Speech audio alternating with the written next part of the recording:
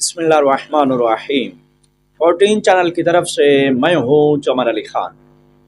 کیا اللہ نے محمد و آل محمد علیہ السلام کی تخلیق کے بعد کائنات کی دیگر مخلوقات کی تخلیق کی ڈیوٹی محمد و آل محمد کی ذمہ لگائی ہے، یا اللہ ہی تمام کائنات کی مخلوقات کو خلق کرنے والا اور انہیں رزق دینے والا ہے؟ اس حوالے سے حضرت امام زمان علیہ السلام کی غیبت صغریٰ کے دوران ہی، یعنی آج سے تقریباً 1350 سال پہلے ہی، شیعان حیدر کرار میں شدید اختلاف ہوا۔ تو اس اختلاف کے حل کے لیے حضرت امام زمان علیہ السلام کی خدمت اقدس میں ہی رجوع کیا گیا، اور امام زمان علیہ السلام نے ہی اس بات کا فیصلہ کیا۔ اس حوالے سے امام زمان علیہ السلام کا فیصلہ یقیناً حرف آخر ہے۔ اس فیصلے کی تفصیل کیا ہے وہ میں آپ تمام حضرات کی سماعتوں کی نظر کرنا چاہتا ہوں، لیکن اس سے پہلے آپ تمام حضرات سے اپیل ہے میرے اس چینل کو سبسکرائب کر کے، لائک کر کے اور شیئر کر کے ممنون فرمائیں۔ مکتب اہل بیت کے عظیم الشان فقیہ و محدث جناب شیخ الطائفہ جناب محمد بن حسن بن علی بن حسن، جنہیں عام طور پر شیخ طوسی رحمۃ اللہ علیہ کے نام سے جانا جاتا ہے۔ یاد رہے کہ جناب شیخ طوسی شیخ مفید رحمۃ اللہ علیہ کے شاگرد تھے، اور انہوں نے 1000 سال قبل ہی حضرت امام زمان علیہ السلام کی غیبت کے حوالے سے ایک کتاب تحریر فرمائی جس کا نام غیبت طوسی ہے۔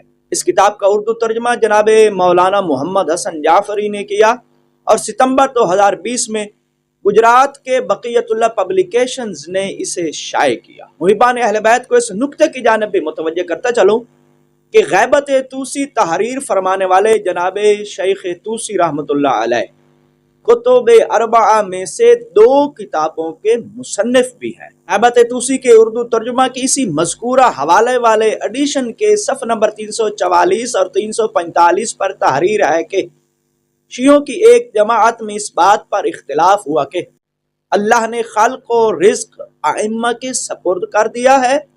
ایک گروہ نے کہا کہ یہ محال ہے اور یہ بات اللہ کے لیے جائز نہیں ہے، اللہ کے علاوہ کوئی بھی اجسام کو پیدا نہیں کر سکتا۔ اس کے مقابلہ میں دوسری جماعت نے کہا کہ اللہ نے ائمہ علیہ السلام کو اس پر قدرت دی ہے اور خلق و رزق کے معاملات انہیں تفویض کر دیے ہیں، لہذا وہ خدا کی دی ہوئی قدرت سے خلق بھی کرتے ہیں اور رزق بھی دیتے ہیں۔ جہاں میں مصنف کی عبارت کی ریڈنگ کو روک کر اس بات کی وضاحت کرتا چلوں کہ اس وقت جو اختلاف ہوا تھا وہ یہ تھا کہ اللہ جو ہے وہ محمد و آل محمد کے خلق کرنے کے بعد اللہ نے باقی کائنات کی تخلیق اور ان کو رزق دینے کی ذمہ داری وہ محمد و آل محمد کے سپرد کر دی ہے، اور خود سائیڈ پہ ہو کے بیٹھ گیا ہے۔ اس کو عقیدہ تفویض کہا جاتا ہے، یعنی عقیدہ تفویض کے حوالے سے اختلاف تھا۔ البتہ یہ جو ائمہ علیہ السلام کے بارے میں ہمیں یہ ملتا ہے کہ انہوں نے دیوار یا قالین پر بنی ہوئی تصویر کو باذن اللہ کہا کہ وہ شعر ہو جائے، اور وہ شعر ہو گیا، یا جب انہوں نے اللہ کے حکم سے، اللہ کے اذن سے کسی پتھر یا جمادات کے بولنے کے لیے کہا اور وہ گویا ہوا اور وہ بولا، تو اس سلسلے میں اختلاف نہ تھا، اختلاف عقیدہ تفویض کے حوالے سے تھا۔ اب دوبارہ مصنف کی عبارت کی طرف لوٹتے ہیں۔ مصنف فرماتے ہیں اس مسئلہ میں شدید نزاع پیدا ہو گیا۔ ایک شخص نے کہا اس مسئلہ میں تم لوگ ابو جعفر محمد بن عثمان عمری کی طرف رجوع کیوں نہیں کر لیتے؟ تم یہ مسئلہ ان سے پوچھو، وہ اس مسئلہ کو واضح کر دیں گے، اور صاحب العصر تک رسائی کا وہی راستہ ہے۔ اس بات کو بھی واضح کرتا چلوں کہ جن کی طرف رجوع کرنے کی بات ہو رہی ہے جناب ابو جعفر محمد بن عثمان عمری، یہ امام زمان علیہ السلام کے نائب خاص تھے، نواب اربعہ میں سے دوسرے نائب خاص تھے۔ اس پر سب لوگ راضی ہو گئے، چنانچہ فریقین نے مسئلہ لکھا اور امام علیہ السلام کے نامزد نائب کو بھیج دیا۔ اس کے جواب میں امام علیہ السلام کی طرف سے یہ توقیع برآمد ہوئی، ان اللہ تعالی هو الذی خلق الاجسام وقسم الارزاق لانه ليس بجسم ولا حال في جسم ليس كمثله شيء وهو السميع العليم واما الائمه فانهم يسالون الله تعالى फयखलुकु वयसअलून फयरज़ुकु इजाबन लिमसअलतिहिम व इज़ामन लिहक़्क़िहिम।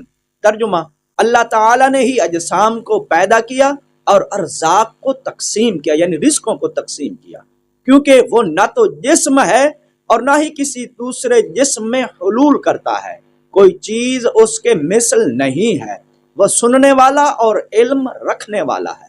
जबकि अइम्मा अलैहिमुस्सलाम अल्लाह से सवाल करते हैं और वो पैदा करता है, और वो उससे सवाल करते हैं और वो रिस्क देता है। इस तरह से अल्लाह उनके सवाल को कबूल करता है और उनके हक की अज़मत को जाहिर करता है।